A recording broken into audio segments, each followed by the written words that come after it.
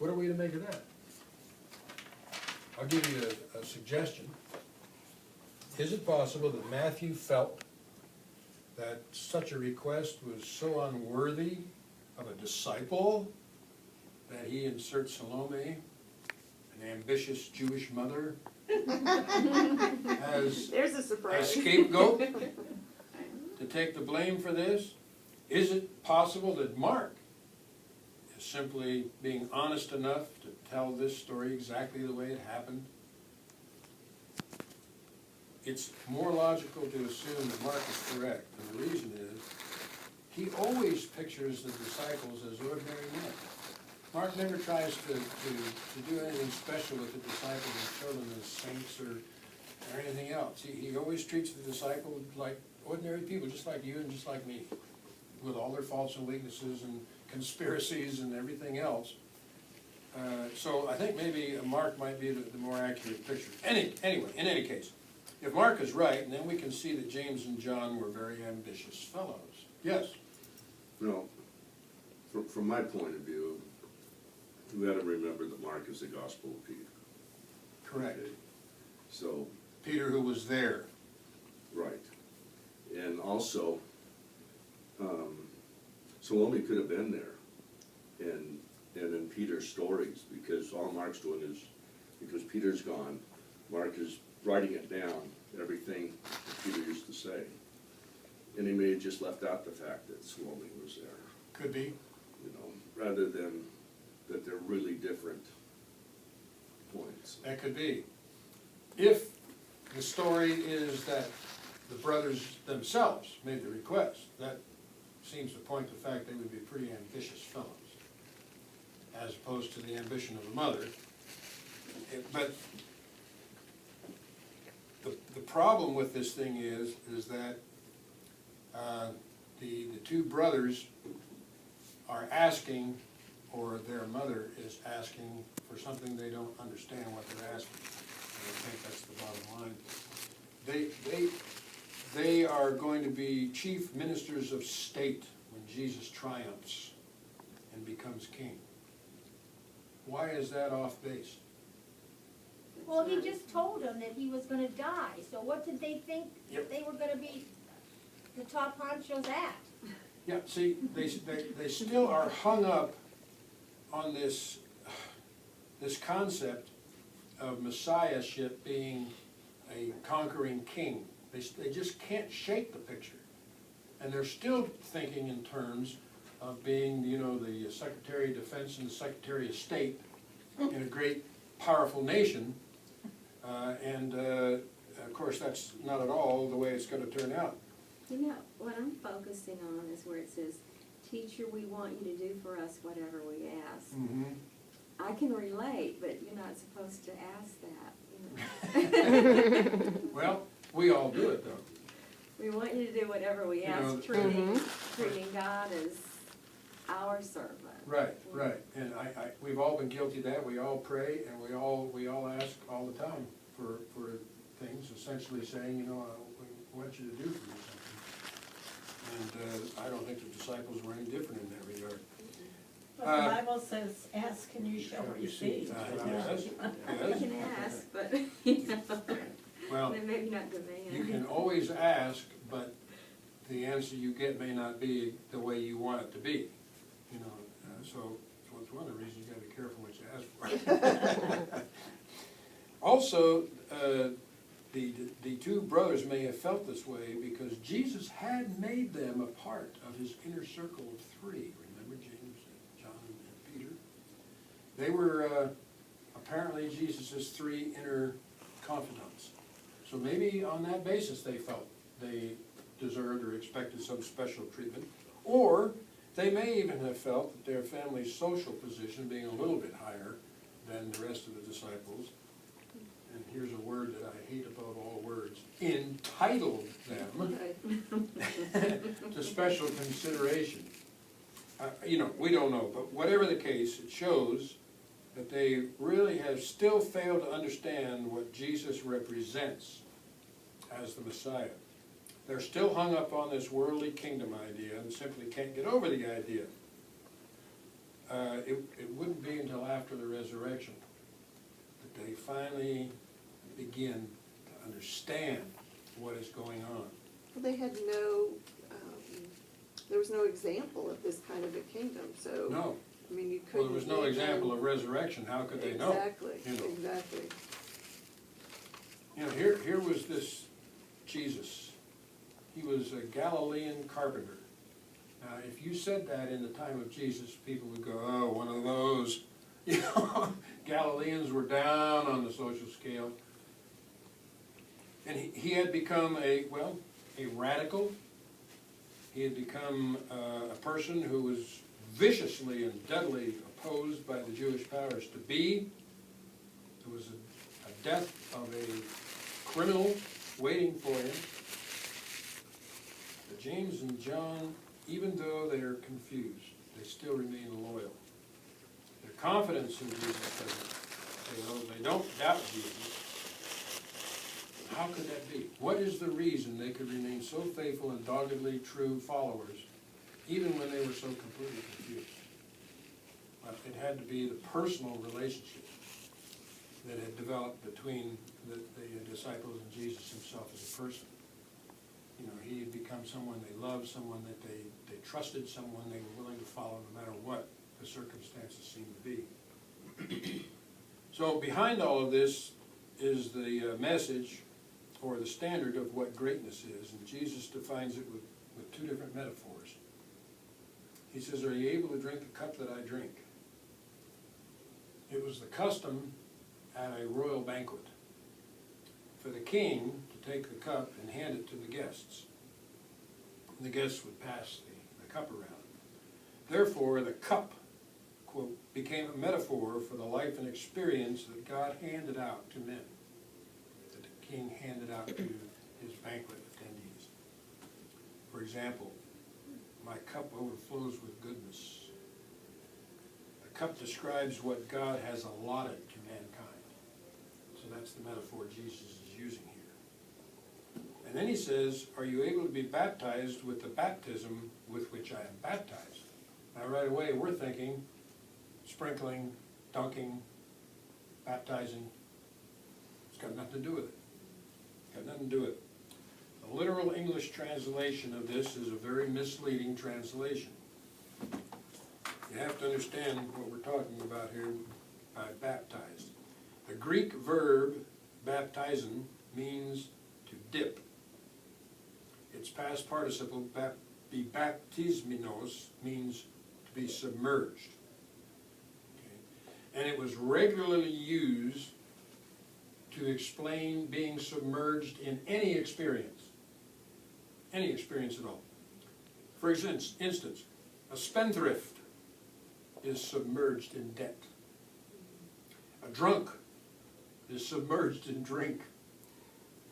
A grief-stricken person is submerged in sorrow. A lad before a cross-examining teacher is said to be submerged in questions.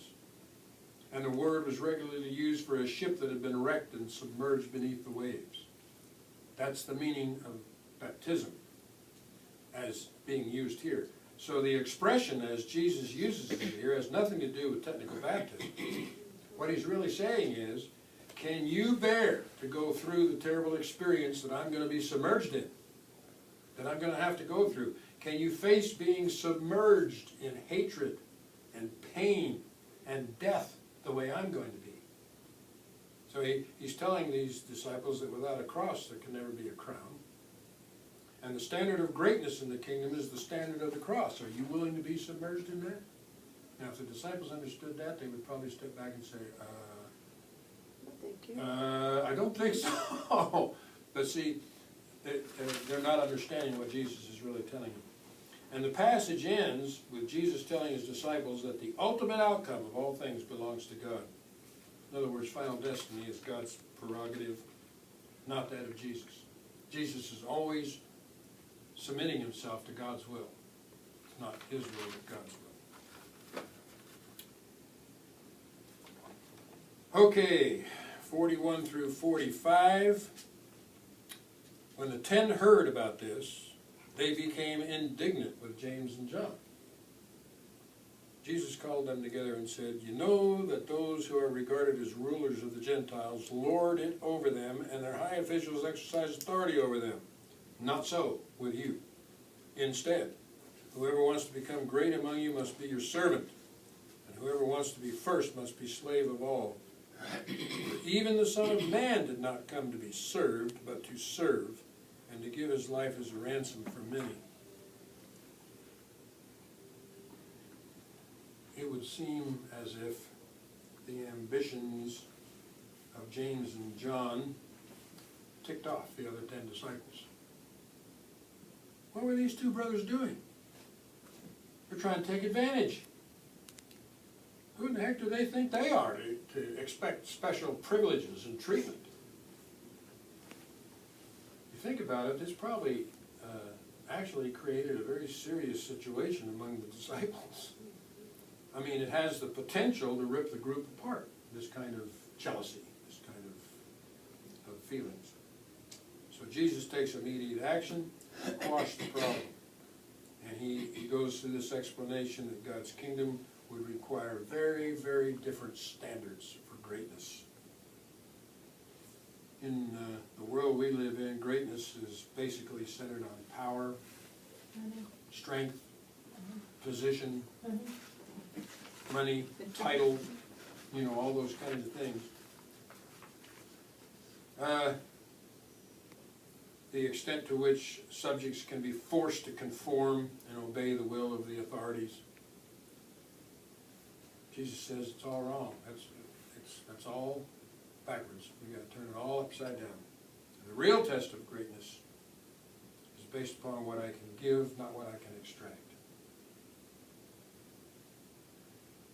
You can kind of look at it this way. I think in a typical human situation, people wish to do as little as possible and get out of it as much as they can.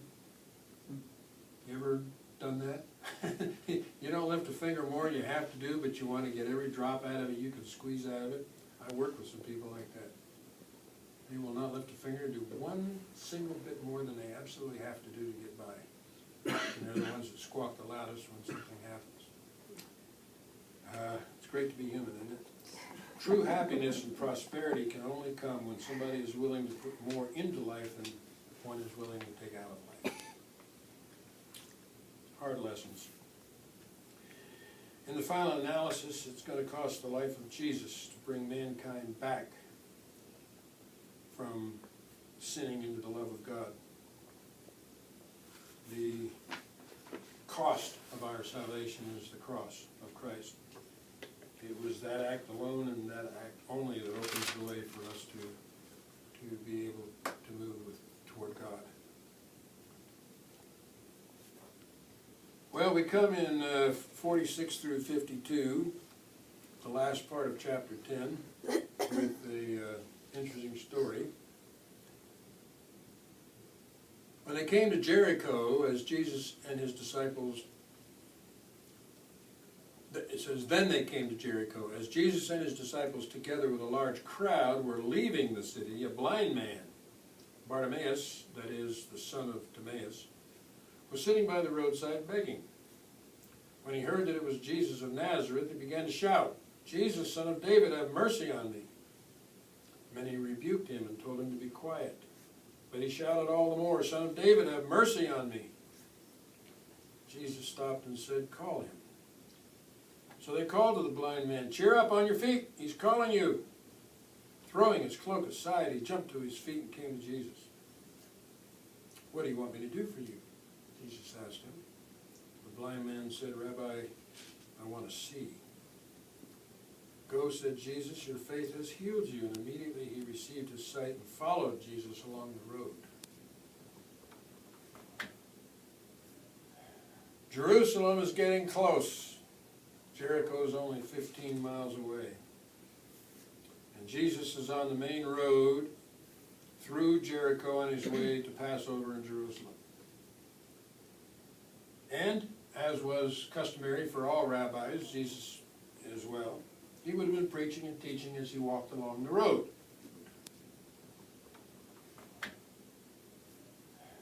Jerusalem is getting close. Jericho's only 15 miles away. And Jesus is on the main road through Jericho on his way to Passover in Jerusalem. And, as was customary for all rabbis, Jesus as well, he would have been preaching and teaching as he walked along the road. That was the customary way for things to be done. And large numbers of people would be gathered around listening to what he was having to say. Be a large crowd of people all shuffling and bustling along. You could hear the noise and the confusion. The main road would be linked with probably thousands of people, because people from all over the known world were on their way to Jerusalem for Passover. And it was kind of like a parade of those days, you know. You'd gather along the roadside and you'd watch the different pilgrims coming by in different clothing and different customs from different areas, and this was something to watch and maybe even cheer people on, or, you know, that kind of thing. Jesus would have been a special attraction. I mean, we all know he was famous, or maybe we should say he was notorious by this time. So, to be sure, not everybody in those crowds would have been followers and believers. Some would have been. A lot of the people in those crowds would have been just curious people. Oh, I've heard about this guy. I want to see what he looks like. I want to see if I can hear what he's saying.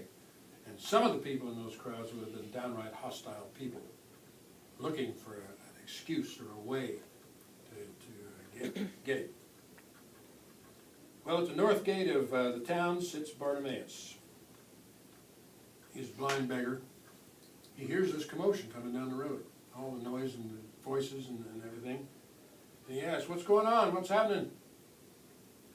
And he's told, well, it's that famous revolutionary rabbi. Jesus is coming. So, as the crowd approaches, Bartimaeus creates a huge disturbance. His point is trying to attract Jesus' attention. So he starts screaming out and yelling, "Son of David, Son of David," calling out Jesus. Well, the people who are walking along with Jesus are trying to hear what he's saying. They're offended, and they come, "Hey, shut up! You know, we can't hear what the rabbi is saying. Be quiet back there." And he cries out even louder. He doesn't care. He makes a huge fuss. The whole procession grinds to a stop. Jesus stops. He halts. He says, "Bring that man to me." There's about 5 different things here we need to make note of about Bart. Bartimaeus. First of all, Bart is a very persistent individual. Nothing is going to stop Bart from getting to Jesus. You know, he doesn't care if people are mad. He doesn't care what he has to do. He is going to get to Jesus. This isn't some winsome wish or fantasy of his. It's a desperate, passionate attempt to take action. It's the kind of an effort, actually, that is very often rewarded. Well, second of all, Bart's response to Jesus' call is immediate. I mean, it's without hesitation. It says he jumped up and threw his robe off and probably came stumbling blindly to where Jesus was. You can just see him. You know, he's been hurt. The great famous rabbi is calling to him, and he jumps up and he's running to Jesus. You know what? Certain opportunities in life only happen once. And if you don't jump at the chance and take advantage of the opportunity when it happens, it's gone. And it may never come back again. I think Bart knew this was it. This was his best shot. And he grabs it. Now, Bart does not have some vague, fuzzy concept of what Jesus might do for him. I mean, he knows exactly what he wants, okay? He believes Jesus can do it. Otherwise, he wouldn't be going through this whole thing. And when Jesus asks him, "What can I do for you?" "I want to see. Make me see again." He's very pointed about it. That's the whole thing. we know whether he was blind from birth or something else? Doesn't say, we have no idea. We know that some of the people that Jesus healed were born with the problem, we know some of them weren't. In Bart's case, we have no idea. Now, fourth, Bart has a very inadequate and incorrect concept of who Jesus really is. He calls out to Jesus, Son of David, Son of David. Now, for sure, that is a messianic title. But it is the messianic title used for a conquering Messiah on a white stallion with a silver sword, who's going to restore the nation of Israel to greatness and expel the Romans. So poor Bart is all mixed up just like everybody else on exactly who Jesus is. He believes he's a Messiah, he's got it all wrong in the concept. Be that as it may, he has faith. And that makes all the difference. Christianity begins with a personal reaction to Jesus through faith.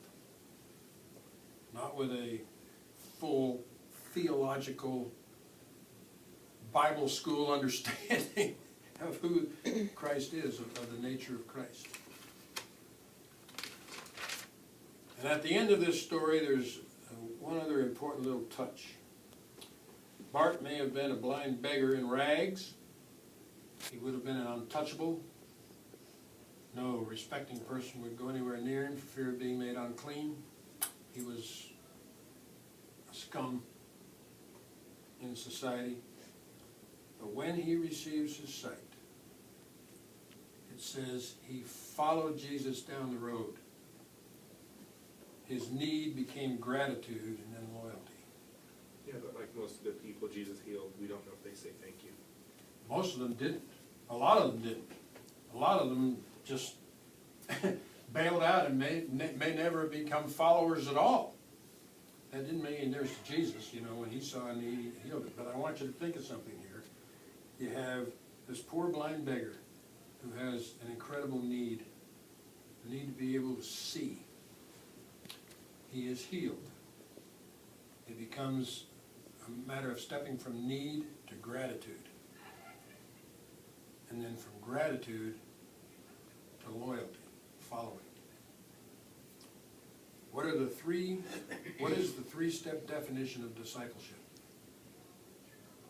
From need to gratitude to loyalty. I think there's faith in there. There's what? Faith. Faith In Faith there. is the necessary step preceding everything. Yeah, Yeah, yeah. right. And Bartimaeus had that faith because Jesus said, because of your faith alone. You may be confused on who I am, you may have it all messed up in your mind, but you have faith and that is all it takes.